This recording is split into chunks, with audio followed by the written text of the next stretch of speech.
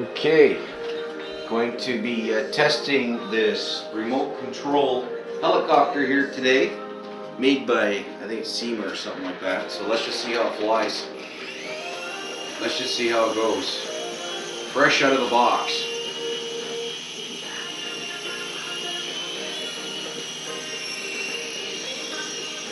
I'll try to keep it in focus here so the camera can see it. I'll try to fly it a little bit here.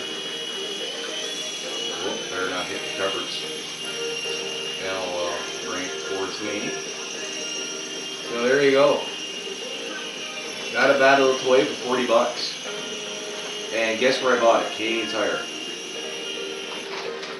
There. Now I can join the Durham Regional Police Space Program. I'm all set to go.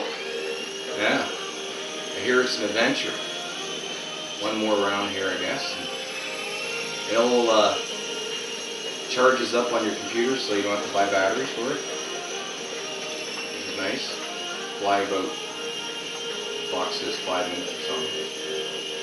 Wait to see it goes up, down, sideways.